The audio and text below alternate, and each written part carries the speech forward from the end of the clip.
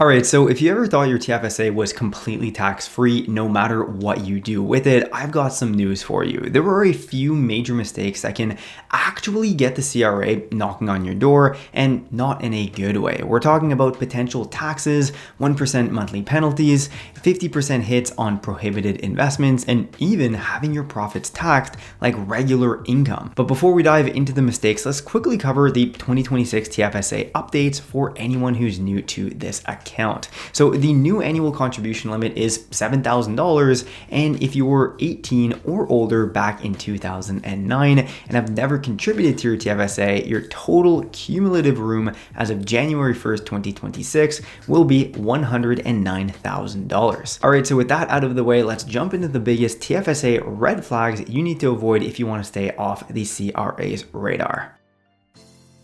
Okay, so the first one is a big one, and it's the mistake that can get people in pretty much the most trouble because it's easy to fall into. If you're treating your TFSA like a fast-paced trading account, consistently flipping stocks, day trading, or making short-term bets, then there's a high likelihood that the CRA is not going to like that, which could lead to some issues down the line. Essentially, if you short-term trade too often in the TFSA, the CRA could decide that, hey, your TFSA is being treated like a tool in an investment business, not a personal investment account for the long term that would benefit from the tax sheltering that the account offers. And so once this happens, well, every dollar of profit inside would become fully taxable as business income, meaning you lose all of the tax-free benefits that you thought you might have had. There's even a real case that proves this, Ahmed versus the King, where the investor turned his TFSA into a penny stock trading machine and grew it to over $600,000, which alone is incredibly impressive, but the CRA ended up stepping in, said that he was effectively running a trading business, and then ended up taxing every cent of his gains as regular income rather than tax-free capital gains. So how do you actually avoid this in the first place? Well, the main red flags that the CRA are looking for are the following: frequent and short-term trading in the account, using advanced trading strategies, and then trading with margin or derivatives inside your TFSA as well. If you instead keep your TFSA though focused on long-term investing, right? Think ETFs, blue chip stocks, or mutual funds, you'll stay on the CRA's good side and keep your growth completely tax-free.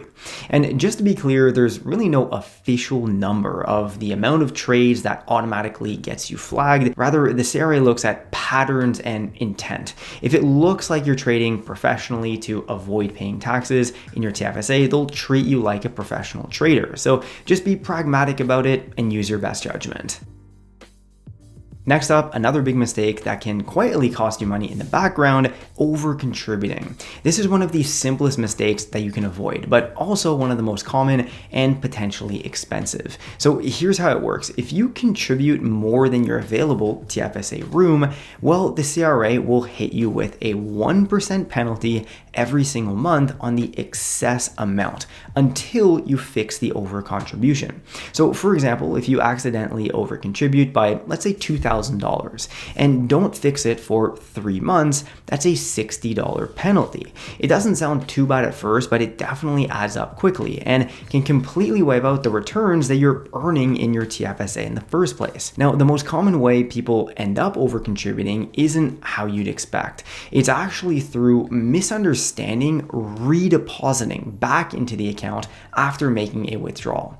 Essentially withdrawing money and then putting it back in the same calendar year without extra contribution room freed up. You would think that, well, by withdrawing, you're freeing up that space, but in reality, that room doesn't actually reset until January 1st of the next year. So what ends up happening is if you redeposit early, then you might instantly be over your limit.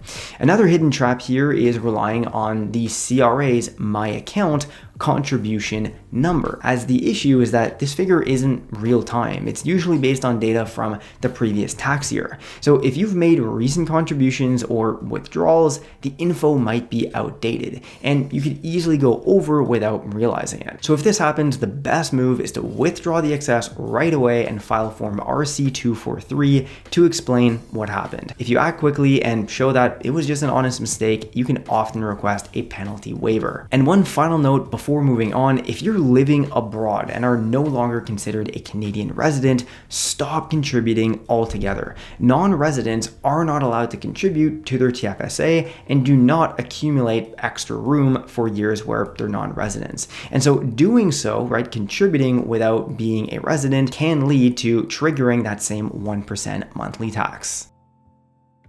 Next, let's talk about one of the most painful TFSA mistakes that you can make, holding prohibited or non-qualified investments, as this one can absolutely destroy your tax-free status if you aren't careful. So here's the deal. If you hold one of these types of assets inside your TFSA, well, the CRA can slap you with a 50% tax on the fair market value of that investment at the time that you bought it, plus a 100% tax on any income or growth that it earns afterwards. That's basically the CRA saying we're taking everything back. So with this in mind, what actually counts as prohibited? Well, first, owning 10% or more of a private company inside your TFSA is off limits. If you or even a close family member have control or influence over that company, it is considered a conflict of interest and the CRA will penalize you hard for it. Another big one is asset swapping, moving something between your TFSA and another account, like say your RRSP or a personal trading account for anything other than fair market value. That's seen as taking unfair advantage of the TFSA, and again, you'll face the same 50% and 100% taxes. So how do you stay safe from this? Well, keep your TFSA for qualified mainstream investments like publicly listed stocks, ETFs, mutual funds, GICs, and bonds. Those are all fully allowed and won't trigger any CRA issues. And if you're ever unsure whether or not something qualifies or doesn't, don't guess, check the CRA's official list of allowable investments. It's updated periodically, and taking 30 seconds to verify can literally save you thousands in taxes and penalties. This next one is very similar to withdrawing and then redepositing within the same calendar year, but it catches a lot of people off guard. Let's say you want to move your TFSA from one financial institution over to another, maybe from your bank to an online brokerage, or just to get lower fees with another online brokerage. Well, here's the mistake that some make. Don't withdraw the money yourself and then deposit it again at the new institution. I know this might seem logical. Take the money out, move it, and then put it back into a TFSA at another brokerage, but the CRA doesn't see it that way. They'll treat that deposit as a brand new contribution, not a transfer, and that can instantly trigger an overcontribution penalty of 1% per month on the entire amount that you moved. The right way to do this is through a direct transfer in kind, as it's called.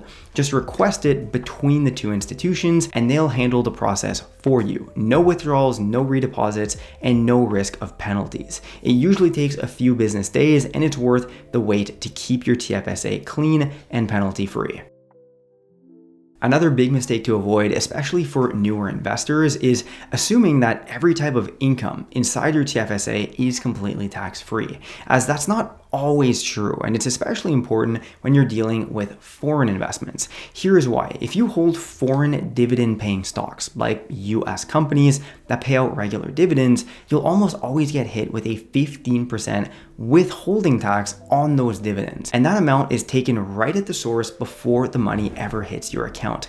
And the CRA doesn't refund it, of course. The TFSA is designed as a Canadian tax-sheltered account, so it doesn't benefit from international tax treaties. Now, you can still hold foreign stocks in your TFSA for capital growth, which I would recommend, and that part remains tax-free. But any dividend income will still get taxed at the source for that 15%. Now, if you want to avoid that tax altogether, there is a simple fix. Simply hold your US dividend-paying stocks inside an RRSP instead. And this is because of the Canada-US tax treaty. RRSPs are exempt from that 15% withholding tax, so your dividends stay untouched. Hey, by the way, if you want to open up a TFSA or RRSP yourself, make sure to check out the links down below in this video's description and pinned comment to get amazing sign-up bonuses for either Moomoo or Wealthsimple. Both are great online low-cost platforms with lots of information available for investors, and you can get the best sign-up bonuses using the link I have down below in this video's description. Additionally, if you want to really learn all you need to know about DIY stock market investing, check out the link as well over to my 100% free to watch Skillshare course on a 1-month free trial. It has over 7 hours of free content and 3 1,000 students. So check that out, link down below in this video's description. The bottom line is this though, foreign stocks are fine inside of TFSA, just make sure they're focused on growth, not dividends per se, unless you're okay with losing a chunk of that income to foreign withholding taxes. And let me be clear, sure, an S&P 500 ETF does pay dividends, but that doesn't mean you shouldn't hold a fund like this in your TFSA just to avoid a 15% withholding tax on the dividends alone. Next up is one of the most underrated TFSA mistakes that most investors never even think about, and that is not naming a successor holder. If you're married or have a common law partner, this step is crucial. When you name your spouse as the successor holder, well, this means that if something were to ever happen to you, your TFSA automatically transfers over to them seamlessly. No delays, no extra tax filings, and most importantly, your TFSA keeps its tax-free status that entire time. But here's where many people go wrong. They only list their spouse as a beneficiary instead. And if that's the case, the TFSA actually ends up collapsing when you pass away. Your partner can still receive the balance, but any growth or interest earned after that point becomes taxable, which kind of defeats the whole purpose of building tax-free wealth. So if you're married or in a long-term partnership, take an extra minute to check your TFSA's paperwork and confirm that your spouse is listed as a successor holder, not just a beneficiary. From here, something to avoid at all costs, mixing up how the TFSA and RRSP actually work. It's an easy mistake to make, but it can cost a lot if you're not using the right one for your goals. So here's a quick breakdown. When you contribute to a TFSA, you're investing after tax dollars. That means you don't get a tax deduction today, but all of the growth in the account and then the withdrawals down the road are tax-free.